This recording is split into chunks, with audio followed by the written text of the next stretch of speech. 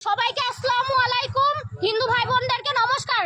আপনাদেরকে একটা জরুরি ঘোষণা দেওয়ার জন্য আমরা এই প্রচারটা শুরু করেছি।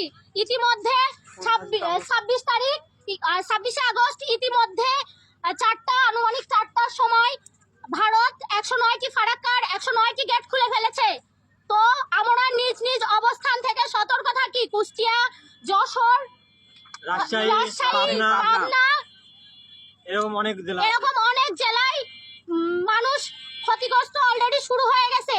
তো আমরা চাই না যে আমাদের কুষ্টিয়া জেলা বা আশেপাশের কোনো জেলার ক্ষয়ক্ষতি হোক।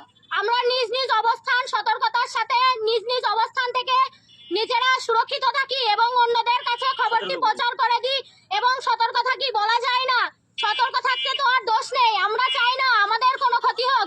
আপনারা যে যেমন পারেন, অবশ্যই আমার কথার মধ্যে ভুল ত্রুটি থাকতে পারে, আপনারা ক্ষমার দৃষ্টিতে দেখবেন। যে যেমন পারেন আপনারা নিজেরা সতর্ক থাকবেন এবং দ্রুত ভিডিওটি শেয়ার করে দিবেন যাতে আমাদের কোনো ভাই বোনরা সতর্ক হতে পারে, কেউ যেন বিপদের ক্ষতিগ্রস্ত না হয়। আরেকটা বিষয় আমরা সবাই আমাদের গণমাধ্যমগুলোর সাথে সংযুক্ত থাকবো যেন আমরা প্রতিনিয়ত আপডেটগুলো পেতে পারি এবং আমাদের সতর্ক হতে আসলে কোনো দোষের বিষয় নাই। যে কোনো সময় যে কোনো দুর্ঘটনা ঘটতেই পারে। আরেকটা বিষয়, ফেনীতে যেরকম অসতর্কতার কারণে অর্থাৎ কোনো সতর্ক সংকেত না পাওয়ার কারণে অনেক মানুষ নিজেদের জানমাল নিয়ে নিরাপদ আশ্রয়স্থলে যাইতে পারেনি।